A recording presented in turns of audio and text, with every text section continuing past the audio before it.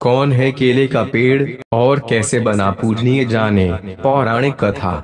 एक कथा के अनुसार महर्षि अत्रि और अनुसुईया के पुत्र दुर्वासा बहुत ही क्रोधी स्वभाव के थे, लेकिन उनके अंदर ऋषि संस्कार बचपन से ही प्रबल थे और वह 5 वर्ष की अवस्था आते आते ध्यान साधना में लीन रहने लगे थे। दरअसल दुर्वासा खुद महादेव के क्रुद्ध स्वरूप रुद्र के अंश से उत्पन्न हुए थे। क्रोध ही उनके स्वभाव का मूल था और वह तमाम ज्ञान हो पाने के बाद भी इसे नहीं त्याग सके थे।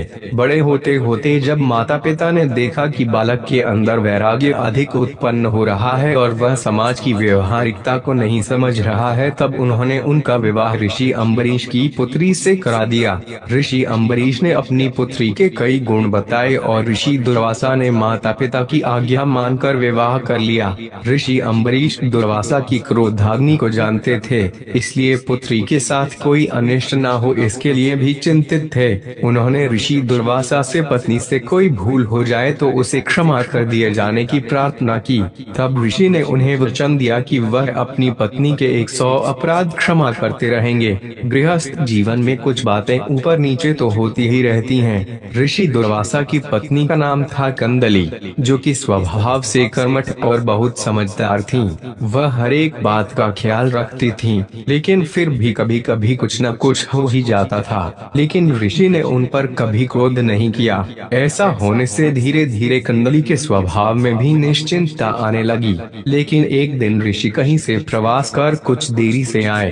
रात में भोजन के बाद उन्होंने विश्राम के लिए कहा, साथ ही पत्नी से कहा कि मुझे कल ब्रह्म मुहूर्त में जरूर उठा दें। मैं खुद भी कोशिश करूंगा, लेकिन थकान के कारण शायद ऐसा संभव न हो। ब्रह्म मुहूर्त में ऋषिवर को जरूरी अनुष्ठान करना था। अगली सुबह कंदली की ब्रह्म मुहूर्त में नींद तो खुली, लेकिन आलस के कारण न तो वह खुद उठी और न ही ऋषि को उठाया। सुबह सूर्योदय के बाद जब ऋषि की आंख खुली तो दिन चढ़ाया था। अपना अनुष्ठान न कर पाने के कारण वह कंदली पर बहुत क्रोधित हुए और उन्हें भस्म हो जाने का श्राप दे दिया। ऋषि के शाप का तुरंत असर हुआ और कंदली राख बनकर रह गई।